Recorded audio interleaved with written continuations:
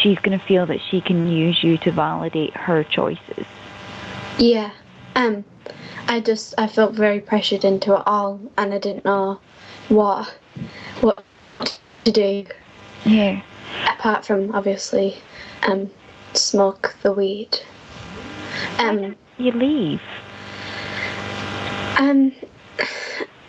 Well, I don't know. I just...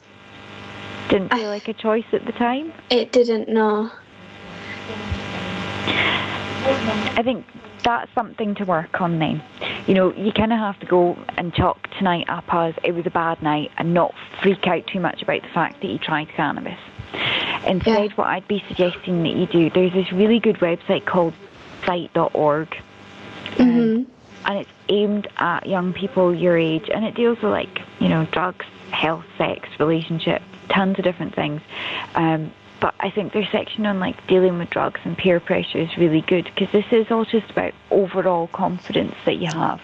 You know, it's the same way that you wouldn't let your friend pressurise you into wearing a shell suit or into dyeing your hair lime green. You shouldn't let her pressure you into smoking drugs to make herself feel better. Yeah, it just... She was being very weird, like, it sort of scared me when I think she was going through some hallucinations. Like, she was saying really weird things. She told me that Snoop Dogg was her inspiration. I don't even know who Snoop Dogg is. Like, I don't know. Snoop Dogg's not called Snoop Dogg anymore. He's called Snoop Lion. So maybe that's where the confusion's coming in. He's a famous rapper, very famous for his use of cannabis. And I think she was just perhaps being a bit deliberately weird. That can sometimes happen on cannabis as well. It's like if your friend... Have you ever been around some of your mates when they've had, like, a little bit of alcohol and all of a sudden they're like, oh no, I'm so wasted, when they've had, like, 2 sips? Yeah. Yeah, you can get that cannabis as well, that people are sometimes trying to outdo themselves to be the most weird, the most stoned, because they think it's cool. And I think the other thing is that you just need to not dignify that, you know. If she's being weird, call her on it. You're being weird, and this isn't, you know, this isn't cool, this isn't funny. We don't listen to rap together. Yeah.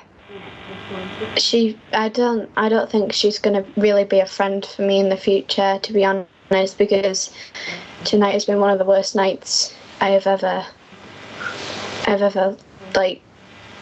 experienced. I think more than anything else, it's the fact that you weren't kind of true to yourself, that you let someone put pressure on you. You know, someone that you thought was a friend should be, you know, you should be safe with. You ended up feeling under pressure and you made a decision that you're not entirely happy with because you weren't comfortable at the time. And that's the thing to work on. You know, don't worry about the cannabis. You used it once.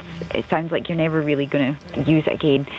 Instead, focus on, you know, looking at your self-esteem and your confidence. Practice how you can handle, you know, people giving you death glares. Because at the end of the day, you know, it can't really kill you or anything. It can't harm you, somebody looking at you like that. No. And she can only control you if you let her control you. Yeah, she isn't a very nice person. Like, I've been afraid of her before because she usually she threatens to beat people up, and I feel as though I've maybe got into the wrong group of people. It sounds a bit like you have, but that again, this is kind of the good bit of being your age, because you've seen yourself, friendship groups come together and they split apart all the time. You know, you can get back with the groups that you feel more comfortable with. You can make other friends. You know, have you got others in your group who are maybe a bit like you, maybe a bit shy around that girl? Yeah, I do. I think I'm just going to completely go away from Tia because she's just, I feel really, I just don't like it anymore. I don't like her. It sounds like a good, healthy plan for yourself, because your friends should be the ones who stop you from doing something stupid. Your friends should be the ones who support you in your decisions. They shouldn't be the ones pushing you. Yeah. So that sounds really healthy. Sounds like a good plan for yourself. If you're worried about her, or if you're finding it difficult to move away from this friendship, I would suggest you have a chat with Childline. As odd as it may seem, they're not just for like kids who are being abused and stuff. They've got some good advisors there with some really helpful advice. Yeah. I think I might do that. Cool. Well, I wish you the absolute best of luck for this, and if you get stuck, you know where we are, 24 hours a day. Thank you. No problem. Take care. Bye. Thank you. Bye.